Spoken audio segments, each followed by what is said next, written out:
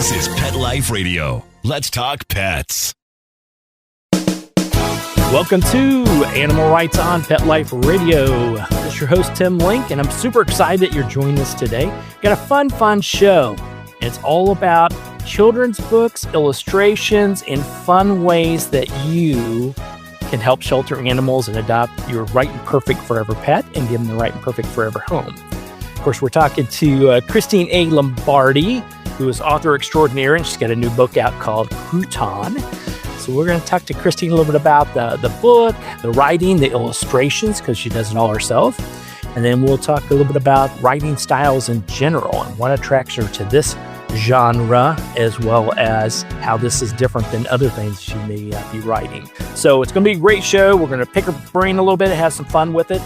Everybody hang tight. We'll be right back after this commercial break. You're listening to Animal Rights on Pet Life Radio. Take a bite out of your competition. Advertise your business with an ad in Pet Life Radio podcasts and radio shows. There is no other pet-related media that is as large and reaches more pet parents and pet lovers than Pet Life Radio. With over 7 million monthly listeners, Pet Life Radio podcasts are available on all major podcast platforms. And our live radio stream goes out to over 250 million subscribers on iHeartRadio, Odyssey, TuneIn, and other streaming apps. For more information on how you can advertise on the #1 pet podcast and radio network, visit PetLifeRadio.com/advertise today. Let's Talk Pets on PetLifeRadio.com.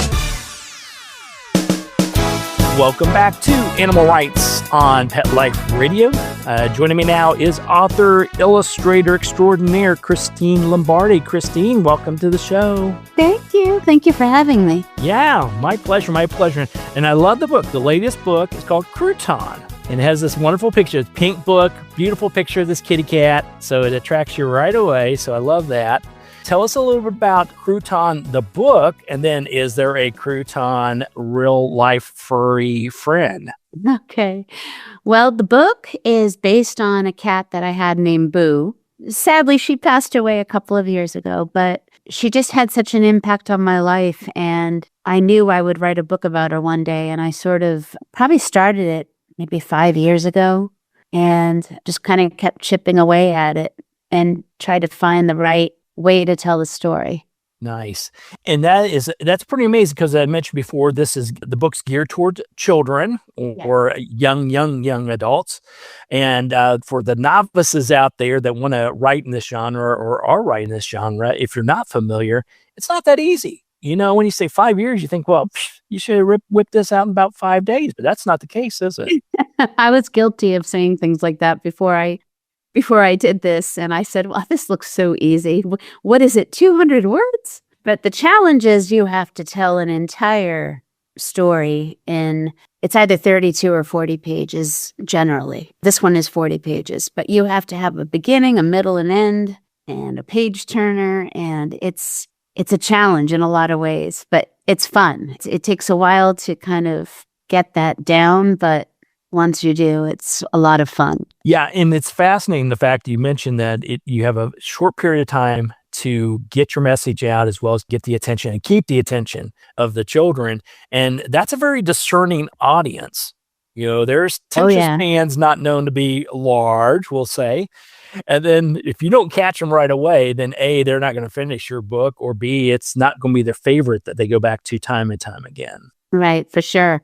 And it's funny, when you read to them, you can see the parts that they take the most interest in, but also when you watch them reading the book, they don't miss anything. You could have the tiniest little detail in the background that maybe I just drew in to fill space, and their eyes will go to it without a doubt. And they'll say, what is that little thing? It is so cute, you know? It's very true. I mean, I've never written a children's book. My first book was very simple about stories of the animals that I work with. And on the cover, you know, is a dog and a cat. You have a dog and cat if it's about that. And then a little praying mantis was up on the label of Wagging Tails. And I never thought it would be a children's type book, but I attracted a lot of the young adults and a lot of children. And that was the first thing they always noticed was, it's so funny, my gosh, right? That bug is up there. So tell us then about Boo and, as we know, the book Crouton, how you came about the title and the writing, and how did you come back to tell a life story and what it meant to you and what your little baby meant to you in that short a period of time? Yeah, over the years, I kept notes. I always have a notebook. I generally go through about 2 of them a year and just take notes, bits of dialogue or little ideas. I have a running list of pet names for different books, and Crouton was on the list. Crouton is I just think it's such a cute name. I have a thing for food names. I always think they're funny. But yeah, having this adorable little cat, she was sort of a tuxedo calico mix, I guess. I adopted her, and there was just something so special about her. And the little things that she would do were just so charming. So a lot of the things that ended up in the book were truly inspired by this cat. There's a spread in the book where Crouton says, I help her get focused on her homework. And the joke is that she's laying on the homework. So that was something Boo would do. She would lay across artwork. She would lay across my keyboard. She was just always in the mix. Very nice. Well, you got to have an assistant, when you're writing these books, and in life, you got to have an assistant nearby to keep you straight and keep you going. True. In addition to learning more about Boo, or Crouton as the book is labeled, you have some other messages in there too that I picked up that you wanted to get across to our children, our young adults, and even going up to the parents. Oh, about adopting? Yeah, one of our favorite topics for sure, because obviously all of them need the right and perfect forever home. And I loved how you phrased it, and the fact that, it wasn't the people necessarily finding the animal, but the animal, the cat, finding the people. Yeah, well, as I was writing the story, it just felt a little too predictable. So originally, I just kind of had the process of me adopting Boo and all of the things that go into, when you go to the shelter and, you're trying to find that perfect fit. And it just felt too expected. And it took me, that's why I say it took a few years, because I finally figured out that I wanted to flip the narrative and make it that the cat thinks she's doing the adopting. And then once I knew that that was going to be the angle, then it was much easier for me to write. And so I basically just thought about all the things that we say when we go to a shelter, and we say, oh, she has the sweetest disposition, or this one's a little, a little active, or a little this, a little that.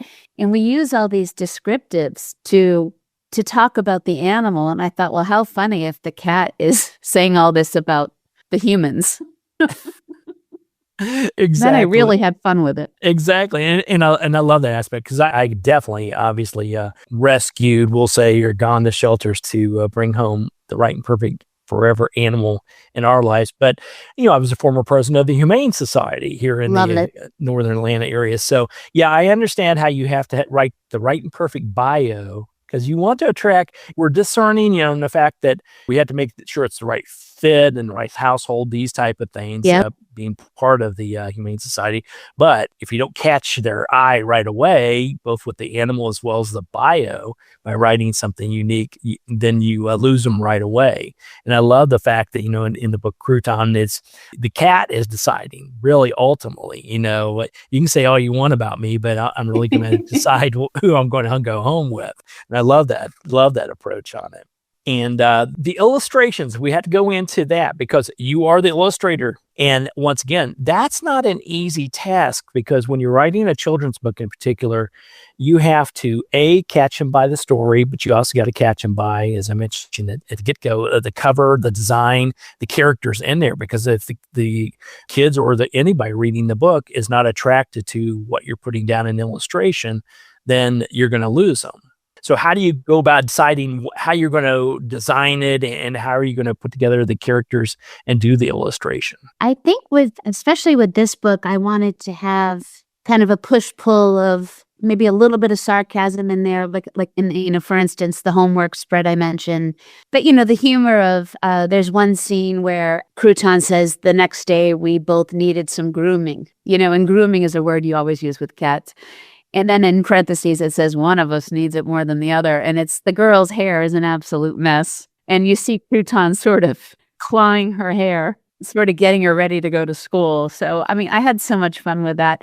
But I think it's, the words, there's an interplay of the words and the pictures as I'm going through the process. And then, sometimes you have to have the 500-foot view and say, this is just not funny enough. Maybe the words are okay, but the pictures could be better, could be funnier. So sometimes I literally go back to the drawing board and I say, what if I did this? This could be funnier if I did this. And I think that's sort of like putting the puzzle pieces together when you're writing a book as an author-illustrator, when you're writing it, because you don't always want the picture necessarily to reiterate what you're saying in text. You want it to be something different or contrarian. So I always have fun with that. And I wanted to set the scene definitely of a shelter because I'm so pro-adoption. So I wanted to make sure that I opened with little Crouton in that shelter with all the animals, waiting for the doors to open. I just kind of had to get inside everyone's head, and say, what is it like from their side, to see these feet walk by? If you're in the lower cage, what does that look like? What does that look like from the animal's perspective? It kind of breaks my heart when I think about it, because anytime I do visit a shelter, I make sure I look very low, because it's very easy to stay at eye level, but there's animals everywhere. And just trying to get into their head and say, what do they feel? Are they nervous? Are they hopeful? Do they look out and look at us and say, oh, I like him, I like her? So it was a lot of that. Nice. And that's part of the research behind it too. Now, the question is, did you do any research as far as getting 10 kids in a room and reading the arc of this to decide if they really liked it or not? Believe it or not, I didn't. I didn't. No. I mean, after I decided on the narrative, and my editor and I, went back and forth and everything. It was sort of just mostly the two of us working on this and saying, how can we make it stronger? And, I think one of the things that we probably thought about the most is, would a cat say this about a human? Because at one point I said she's kind, she's super cuddly, which is true of humans. I mean, I'm always hugging my cat, so I could see a cat saying that about me, which sounds crazy. But, saying somebody is kind, would an animal say that about a person? I think so, because when, the little girl's brushing the cat, she's sort of doting on her. It was those adjectives were probably a bit of I wouldn't say the most challenging, but as far as writing it, we wanted to make sure it would fly, like it would make the most sense. Yeah. In my opinion, it's no different than in writing any other genre, whether it's a mystery or anything of this sort. The fact that if you don't get into the characters and feel what they are feeling and what they're seeing and how they would approach themselves, then that's never going to come across. And it's, as you mentioned before, you have even a tougher task, in my opinion, because you have to get into the characters, but you have such a short window to get that message across. So it makes it, in my mind, a little more challenging too. Yeah, and I didn't want it to be too sad. I mean, I remember going to shelters and just seeing things that just ripped my heart out. Like when you see the cat stick their paw out, out of the kennel, and yeah. I wanted it to be accessible. I didn't want any children to be depressed, by the shelter. But at the same time, there is a strong message, that there's someone out there for everyone. And I just think everyone should adopt. I don't know why we don't clear the shelters. And I'll get off my soapbox, but, there's all these breeders and designer animals. And I just think there's all these little animals waiting to be adopted. Let's take care of them first. There you go. So go to your local shelters and rescues and let them choose you. That would be the key. All right, we're going to take a quick commercial break. We'll come back, talk to Kristine Lombardi more about the book Crouton, and then we'll delve even further into how she masters her craft. So everybody hang tight. We'll come back right after this commercial break. You're listening to Animal Rights on Pet Life Radio. Real people, Real stories. Our little dog developed this lymph problem.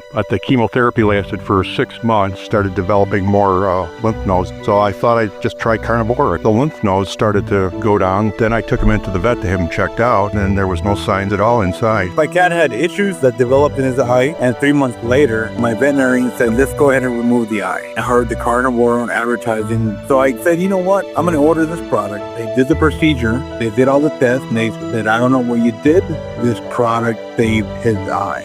I've got a Labrador. She could hardly lift herself up off the floor. The treatment was chemotherapy. That's when I said, this could be the ticket. About 3 weeks, you could tell she was very alert. She was going on a 5-mile walk. She is just like prime again. Call 866-836-8735. That's 866-836-8735. Or visit carnivore.com.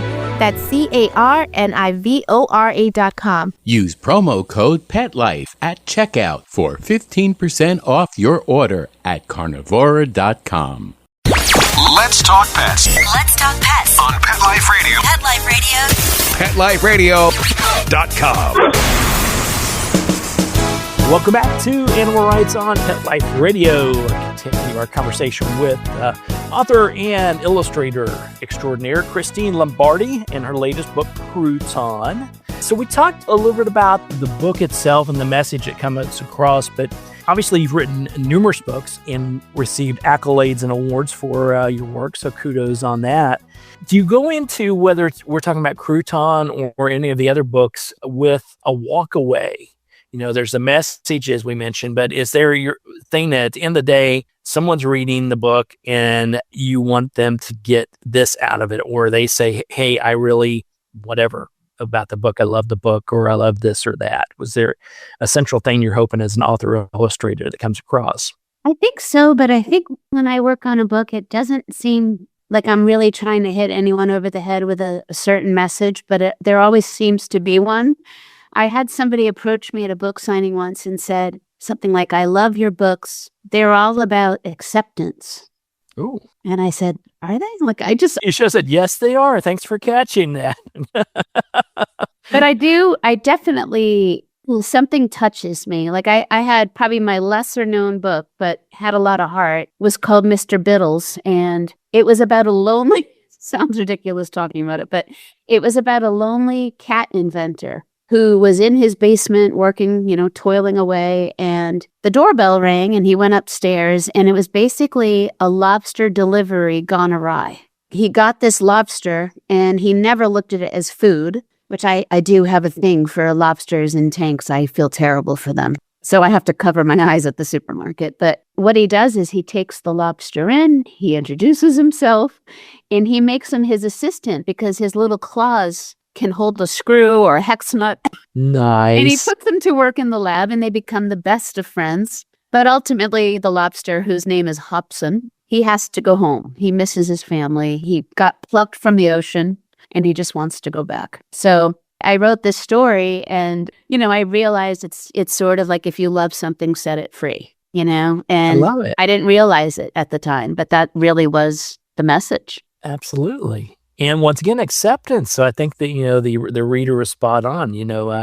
Lobsters and cats can live in harmony together, tongue in cheek. But it's very true. There's no reason that animals can't get along. People can't get along, even though we may have different lives and different paths that we're taking. So, and they look good in lab coats. So. That's right. And then turn a little hex nut. I can't even do that. Forget it. I drop it on the floor. Yeah. What is the hex nut? I guess that's what AI is for nowadays. I don't know. Hopefully just that. So we'll talk about, I'm going to mention the chicken and the egg. So when you're putting together the book, you're the writer, you're the author and the illustrator. Which comes first, illustrations? I think illustrations. I mean, for years I tried to just write straight out, just write a manuscript, like open Word and write it. I would fixate on the page count and how the pages are laid out so I could I could visualize it. So if it's spread 8-9, I would have the text for 8 and then the text for 9.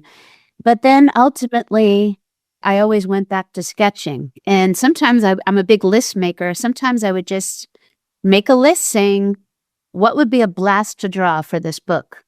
And then as I came up with that list and started drawing it, it got more and more fun. And then the story started to gel more.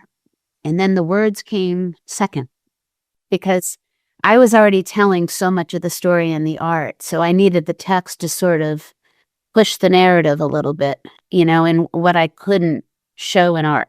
And so I ended up kind of doing it backwards.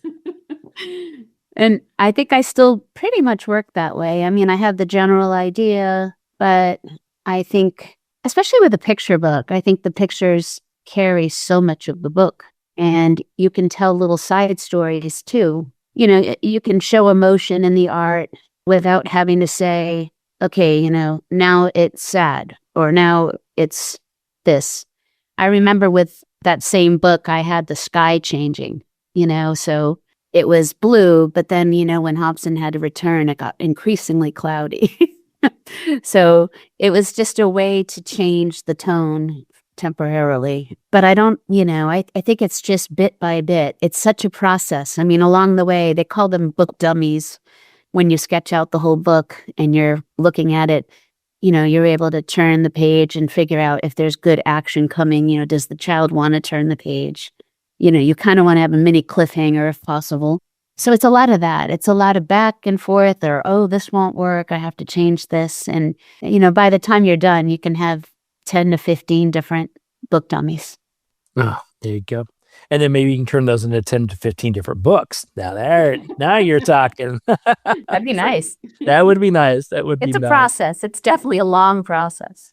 Well, I mean, and that's why I tell people, just writing in general, it's very rewarding. But when you're starting to talk about, children's books and illustrations and things of this sort, there's a lot that goes into it. You've got to have a good story. You've got to have good illustrations that captures what you're trying to say, as well as catch their eye. And it has to be something that you can go back to time and time again. And I think you've done a great job with that, as always, with the latest Crouton. So everybody pick up a copy of the book for sure. Well, tell us a little bit about where you're going to be, how people can find out more about Crouton, the book, as well as all your other wonderful writings. Well, I'm still going around to different bookstores and doing events, and I'll be doing a school visit this week. So yeah, the book luckily it was an Indie Next pick, so it's in most independent stores. Good. Which is nice. And what else? I don't know. And where can I keep track of you and your comings and goings and where you're going to be? You got a website or a favorite social media site that you use? Definitely Instagram. So my handle is Illustration Lombardi. Nice. Lombardi. It's a bit long. I would have chosen something different today, but it was a long time ago that I created it. You can always have more accounts, I think, can you? Or I don't know. I don't know anything about that. I don't want to be on there much. No, that's the key. You got to get your message out any way you can, though. That's all right. So everybody pick up a copy of the book. It's available nationwide. Go to your favorite independent bookstore. Definitely keep track. We'll post Kristine's website and all of her socials on the episode, so you can keep track of what she's got going on, where she's going to be. And pick up a copy of the book. It's called Crouton, and you're going to love it. Your kids are going to love it, and everybody's going to love it. So go out and pick up a copy. Kristine, thanks for coming on the show. Congratulations again on all the success, and we'll look forward to chatting with you somewhere down the road. Thank you so much for having me on. It was so much fun. Same here, Kristine. Thank you so much. Well, we're coming to the end of the show today. I want to thank everyone for listening to Animal Rights on Pet Life Radio. I want to thank the producers and sponsors for making this show possible. If you have any questions, ideas, comments, you can drop us a line or a note or however you want to get in contact with us. Of course, it's petliferadio.com, and we'll be glad to answer your questions, entertain your comments, and bring on the people you want to hear from most. And while you're there, write a great story about the animals in your life, and who knows, you may be the next guest on Animal Rights on Pet Life Radio. Have a great day. Let's Talk Pets, every week on demand, only on PetLifeRadio.com.